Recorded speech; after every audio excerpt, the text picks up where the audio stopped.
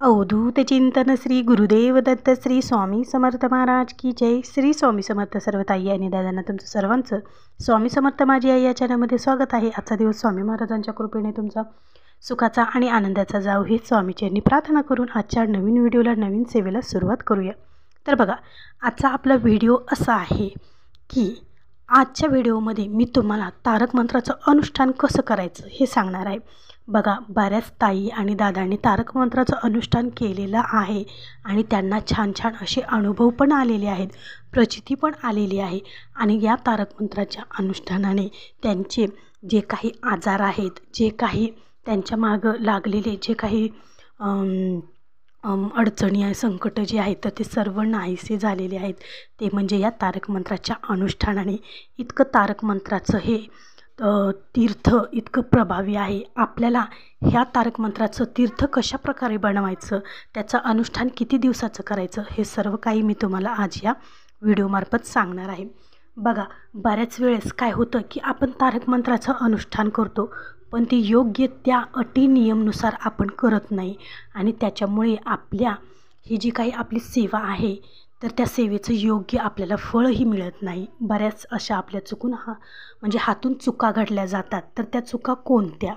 बघा, आता तुम्हाला तारक मंत्राचं अनुष्ठान हे 9 दिवसाचं तुम्ही करू शकतात, 11 दिवसाचं करू शकतात, 21 दिवसाचं करू शकतात, 51 दिवसाचं करू शकतात किंवा 108 दिवसाचं तारक मंत्राचं अनुष्ठान आपल्याला करायचं असतं.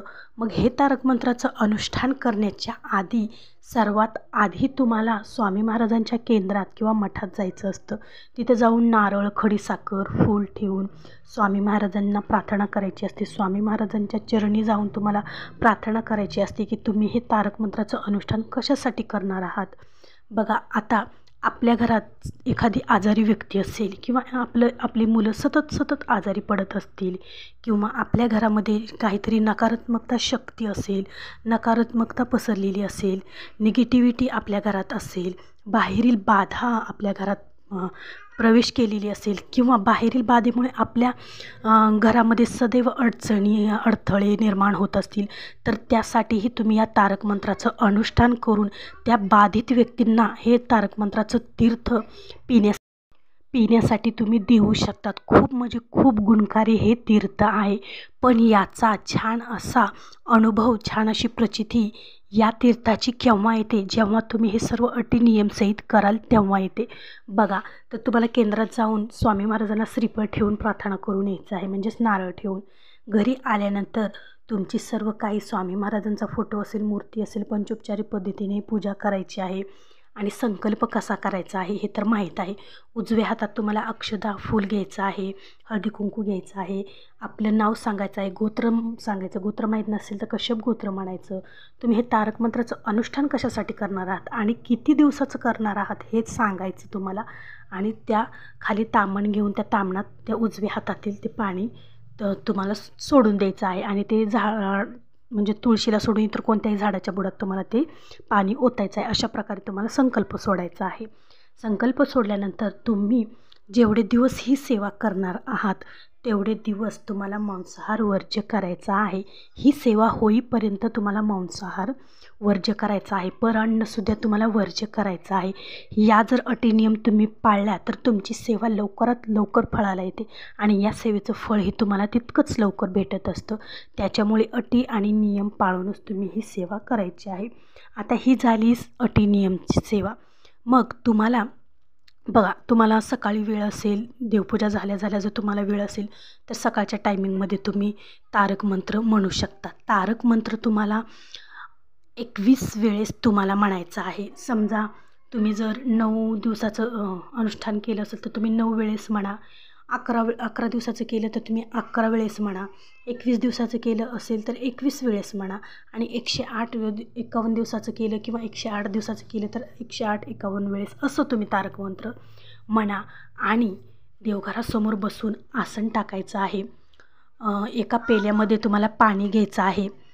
2 उदबत्त्या लावायच्या आहेत आणि उदबत्त्या हे छान अशा म्हणजे केमिकल नसलेल्या उदबत्त्या तुम्ही वापरायच्या. जेणेकरून बघा, ज्या आयुर्वेदिक उदबत्त्या असतात, केमिकल विरहित ज्या उदबत्त्या असतात त्या उदबत्त्या तुम्ही वापरा.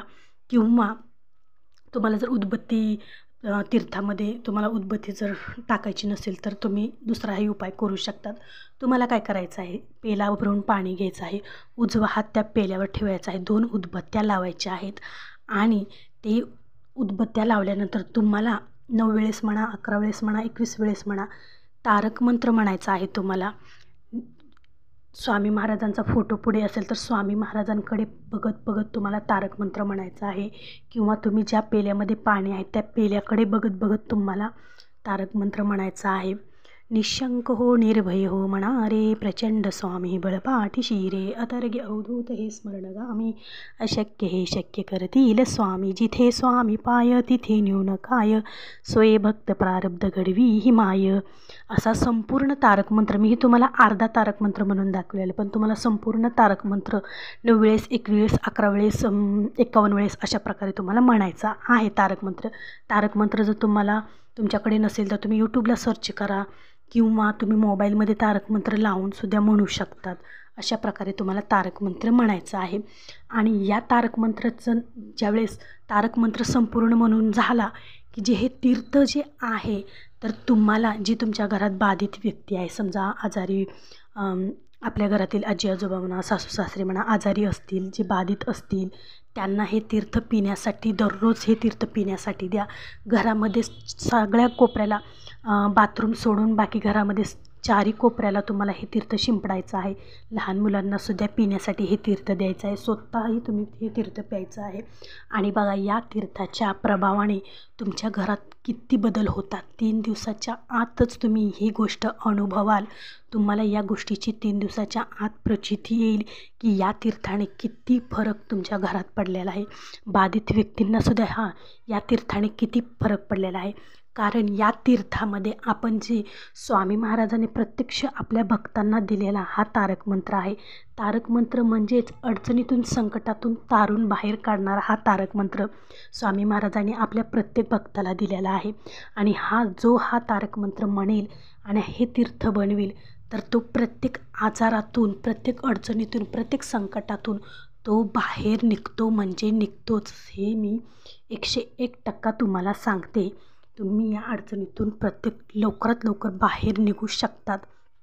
अशा प्रकारे जर तुम्ही ह्या तारक मंत्राचं अनुष्ठान केलं तर बघा, तुम्हाला जर सकाळी जर तुम्हाला वेळ असेल तर तुम्ही सकाळी तारक मंत्राचं अनुष्ठान करू शकता. दुपारी जर वेळ असेल तर दुपारी, म्हणजे 12-12:30च्या आत तुम्हाला ही सेवा करायची नाही.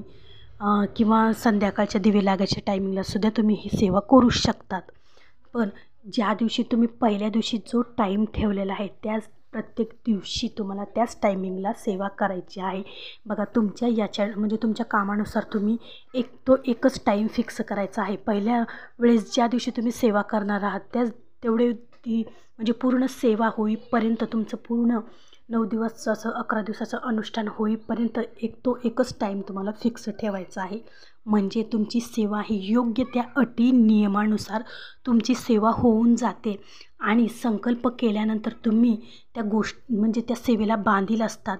मग तुम्हाला योग्य त्या वेळेवरच तुम्हाला ती सेवा करायला लागते आणि त्यामुळे तुमच्या सेवेचं फळही तुम्हाला तितक्याच लवकर मिळूनही जातं.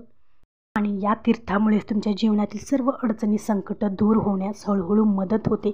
इतका प्रभावी आणि गुणकारी हे तारक मंत्राचं तीर्थ आहे. तर असा होता आजचा व्हिडिओ. तुम्हाला आवडला असेल तर नक्की एक लाईक जरूर करा आणि कमेंटमध्ये श्री स्वामी समर्थ लिहायला अजिबात विसरू नका. भेटू पुन्हाच अशा एका नवीन व्हिडिओसोबत, नवीन सेवेसोबत. तोपर्यंत श्री स्वामी समर्थ. जय जय स्वामी समर्थ.